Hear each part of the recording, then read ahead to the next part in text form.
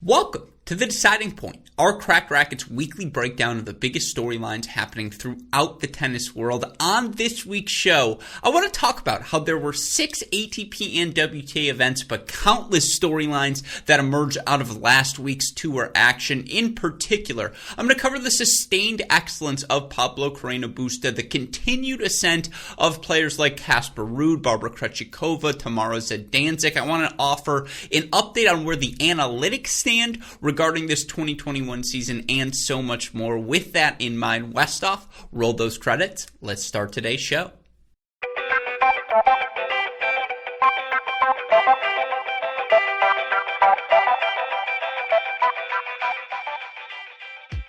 How about Casper Ruud, the 22-year-old earning the third ATP title of his career, second of this 2021 season this past week in Bastad. You look for Ruud, doesn't drop a set on his way to the title. Now 38-17 overall here over his last 52 weeks. During that stretch of time, he's made 3 semifinals at the Masters level. Of course, all of those tournaments coming on clay courts. The majority of his success, those 3 Masters semifinals, all 3 of his ATP titles as well coming on clay courts. But you look at the advanced metrics now for Casper Ruud, and certainly it helps that we've had 2 clay court seasons in a 52-week stretch of time, but he's now number 9 in 2021 specific ELO ratings, which of course measure who you play, not when and where like the ATP rankings. He's number 11 in overall ELO, which measures it over the course of your career. He's also up to number 14 in the ATP rankings. That's a career high for Casper Ruud, and you look for Ruud in terms of his metrics over the past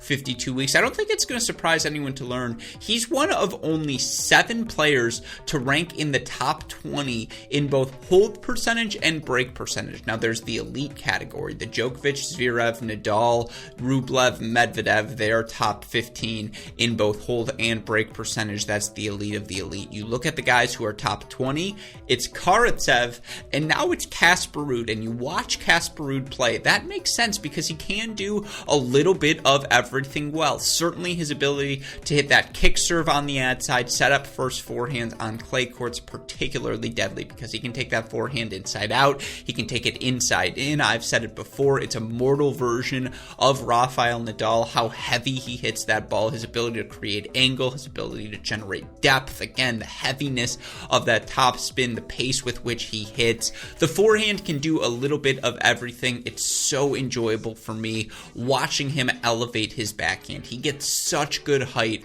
over the net, and that height makes up for his lack of pace on that shot during his rally balls, but that height also buys him time to get around the ball, find forehands in the rally, and of course he can hit that ball with pace down the line when he wants. He's shown better and better feel with the slice and his ability to incorporate drop shots as well. His comfort level moving forward. Not the best volleyer, but a fine volleyer who knows what to do when he's at the net. He's got a really, really well-rounded game, and it makes sense that he's 14th in hold percentage amongst top 50 players, 20th in break percentage. Not quite elite at any one skill yet, but very, very good at a little bit of everything. Now you look for Casper Ruud. What's so curious, 16-26 in his career in hard court matches at the ATP level. Now he did make a 3rd round in Australia earlier this season, and you look for Casper Ruud for him to have made that 3rd round in Australia. That speaks to the fact it's still so early in his career, right? And you look for Casper Ruud, it feels like the best tennis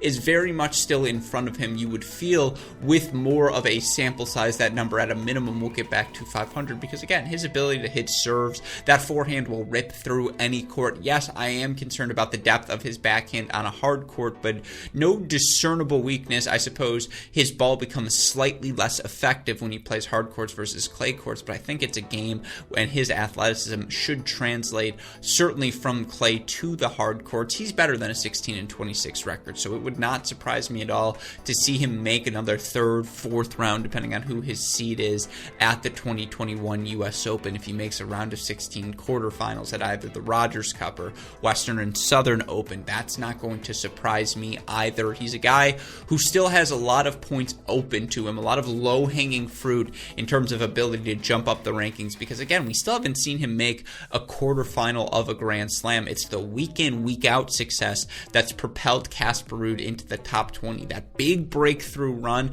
haven't quite seen that yet outside of, I suppose, the semifinals at the Masters event, but I want to see him make a run this summer. I think he's absolutely capable of it, and again, you look at the competition, whether it was Carballes-Baena, whether it was Rune, whether it was Cordia in the final, they just couldn't hold a candle to him on these clay courts in Bastad. Now again, hard court, of absolutely different game, but Casper Ruud has proven he's a top 10 clay court player in the world. I want to see him prove at a minimum to be a top 30 player on a hard court. I think that's more than a capable floor for him to achieve. That's one of the things to watch, and by the way, we talk about him more on a Great Shot podcast that's coming out this week. But Casper Ruud, another title for him on the clay. What can he do beyond that? And if he does become successful beyond the clay, that's a top 10 player, right? That's a question for all of us to ponder while watching this summer's action.